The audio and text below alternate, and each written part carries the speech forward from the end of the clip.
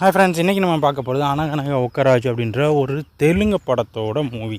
So இந்த movie வந்து பார்த்திங்கன்னா நம்மளோட அமேசான் பிரைமில் வந்து அவைலபிளில் தமிழ்லே இருக்குது. ஸோ இதில் தமிழ் மற்றும் கன்னடம், தெலுங்கு, மலையாளம் அப்படின்ற எல்லா லாங்குவேஜ்லையும் அவைலபிள் இருக்குது. ஸோ இந்த படம் வந்து ஸ்டார்டிங்கில் வந்து என்ன அப்படின்னா, ஒரு வாழ்ந்து கட்ட குடும்பம் அப்படின்னு சொல்லுவாங்கள்ல, அதாவது ரொம்ப ரிச்சாக இருந்த ஒரு குடும்பம் அதுக்கப்புறம் வந்து ரொம்ப தோல்வி அடைஞ்சு அவங்க வந்து போராயிருப்பாங்க. ஸோ அவங்க வந்து எப்படி திருப்பி இதாகிறாங்க அப்படின்றதான் இந்த படத்துக்கு.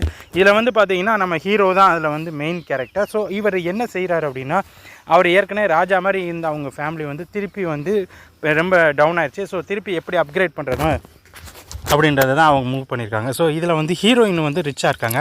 ஸோ ஹீரோயின் மாதிரி ஒரு ரிச்சான ஒரு பொண்ணை கல்யாணம் முடிச்சுட்டா நம்ம வந்து திருப்பி ரிச் ஆகிடலாம் அப்படின்னு சொல்லிட்டு ஹீரோ முடிவு எடுக்கிறாரு. ஸோ அதுக்காக வந்து அந்த ஹீரோயினை எப்படிலாம் இம்ப்ரெஸ் பண்ணணும் அப்படின்னு நினைக்கிறாரு. ஸோ அதுக்கு பார்த்தீங்கன்னா அவங்க அதுக்கப்புறம் 2 பேர் லவ் பண்ண ஆரம்பிக்கிறாங்க. 2 பேர் லவ் பண்ணி கல்யாணம் முடிக்கிறாங்களா அப்படின்றது தான் படத்தோட மீதி கதை.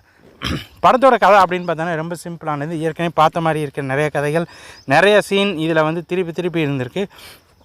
பட் முழுக்க இது ஒரு காமெடி ட்ராக் அப்படின்ற மாதிரி தான் கொண்டு போயிருக்காங்க.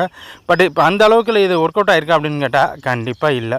ஏன்னா ஏற்கனவே நம்ம நிறைய படங்களில், தமிழ் படங்கள்லேருந்து தெலுங்கு படத்துலேருந்து காமிச்ச அதே சீன்ஸ் இதில் நிறைய அவைலபிள் இருக்கிறதுனால திருப்பி அதே சீன் தான் ரிப்பீட் ஆகுது. ஸோ அந்தளவுக்கு இது வந்து ஒர்க் அவுட் ஆகலை அப்படின்னு தான் சொல்லணும்.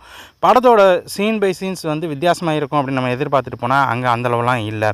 அதே மாதிரி அங்கே இருக்கிற டயலாக்ஸு, அதே மாதிரி அதில் காட்டப்படுற சீனும் வித்தியாசமாக இல்லை.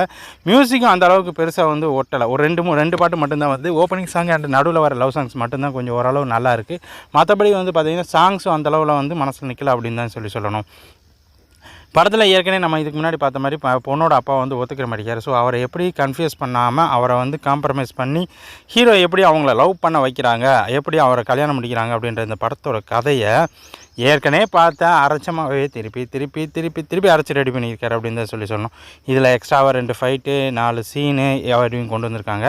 ஸோ இதில் 2-3 ஃபைட்டு வச்சாலும் 2-3 லவ் சாங் மாதிரி வச்சு செட் பண்ணாலும் அடுத்து வரப்போகிற சீன் இப்படி தான் இருக்குன்றதை முன்னாடியே கெஸ் பண்ணுற மாதிரியே கொண்டு வந்திருக்காங்க. இன்னும் கொஞ்சம் மாற்றி இருந்திருக்கலாம் அப்படின்னு நம்ம சொல்லலாம். அதே மாதிரி இதுக்கு அப்புறம் இந்த படத்தில் இதே மாதிரி ஒரு படம் கொண்டு வந்தாங்கன்னா கண்டிப்பாக அதையும் நம்ம கெஸ் பண்ணிடலாம் அப்படின்ற மாதிரி தான் இருக்குது. ஓகே, அனகனக ஒக்கராஜை வந்து ஓரளவு ஓகே அப்படின்னு சொன்னாலும் படம் காமெடிக்காக பார்க்கலாம். பட் அந்த அளவில் ஒருத்தர் இல்லைங்க. ஓகே, நன்றி. அடுத்த ஒரு வீடியோக்காக வெயிட் பண்ணுங்கள். நன்றி, வணக்கம், பாய்.